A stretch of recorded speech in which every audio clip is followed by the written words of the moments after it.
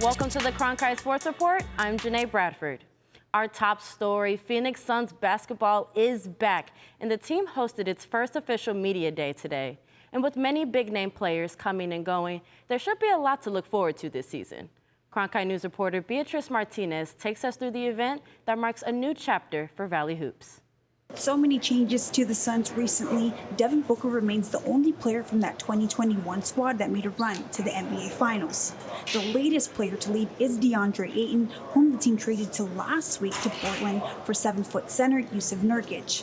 Suns owner Matt Ishbia believes Nurkic is going to make a great fourth man. Nurkic was a better fit for us, and we're trying to win a championship now. And what Nurkic can do on the court and what he'll do off the court and fit into our organization, our team got better that day, and without question, and so we're really excited about that. Trades are the hardest part of this business, because I know me personally, I'm so invested, but just understanding that people might be in a better situation.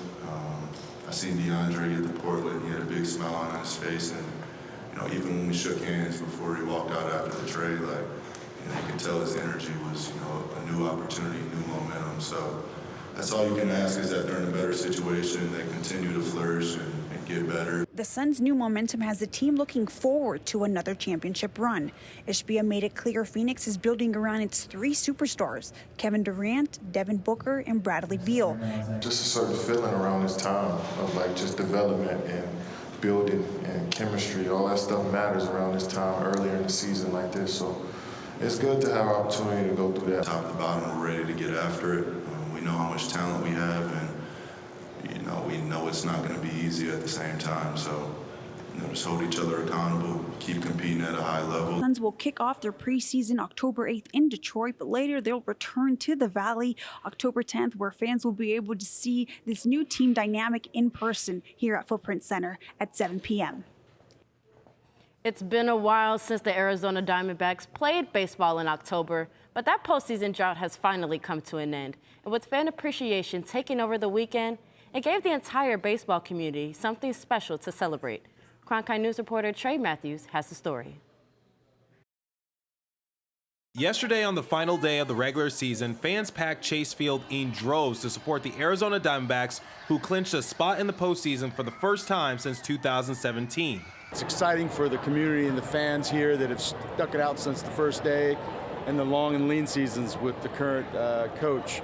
So it's a big deal. Despite ending the season on a 4-game losing streak, some fans were still ecstatic with the team's overall success throughout this season and don't hold the last few games against them. These guys are young, they play hard, they rally around each other, they come up above adversity, and they have a great skipper.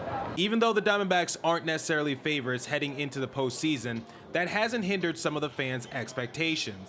I hope they actually just pretty much just beat all these other teams coming up, and we actually look forward to the World Series. Arizona Diamondbacks are set to play against the Milwaukee Brewers on Tuesday to open up the wild card. They enter the matchup as the 6th seed, and all potential games will be played in Milwaukee, and it's a best-of-3 series, meaning that the Diamondbacks are going to have to win 2 of the 3 matchups if they want to perform in front of their fans during the month of October. But this is a group that's up for the challenge, and the fan base has their back 100%.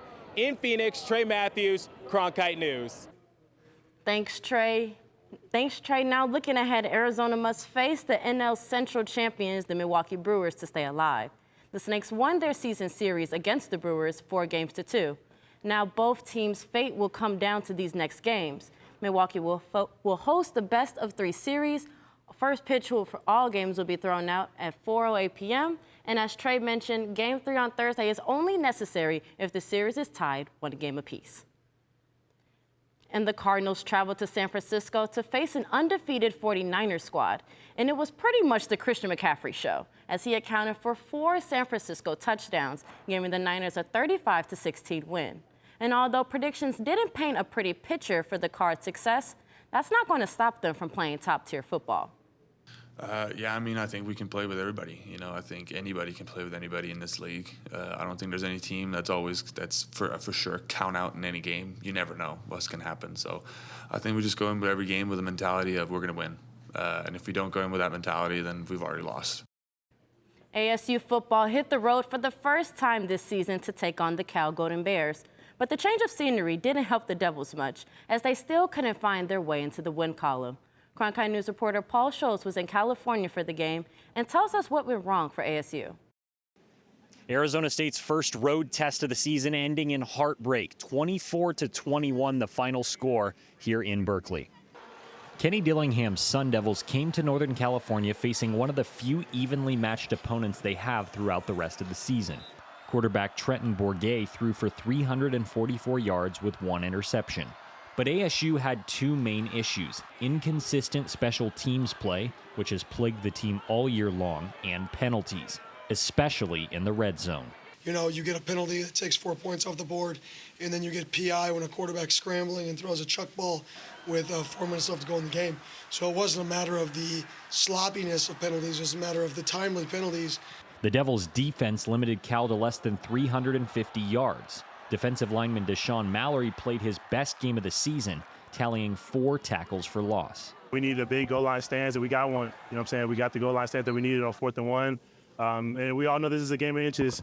And the defense buckled down, and we gave it our all, and we got the stop, and we just trusted our offense to get the job done. And, you know, there's another week that we came up short. After 4 straight losses, some teams would start to lose hope. But running back Cam Scadaboo's competitive spirit keeps him motivated. And he expects the same attitude from everyone on his team. We still have 7 games, 8 games left, whatever it is. We have to play football. There's no other choice. So it's either you come to practice and you practice hard and be ready to win a game, or you take the losses and you start falling apart. Yeah, the Sun Devils fall to 1-4 on the year, and they got to hit that reset button quick. They welcome Colorado to Tempe next Saturday. In Berkeley, Paul Schultz, Cronkite News.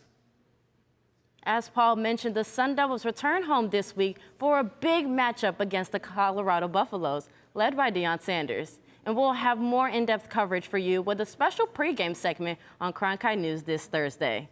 That wraps up your Cronkite Sports Report. Jacob and Tabitha, back to you.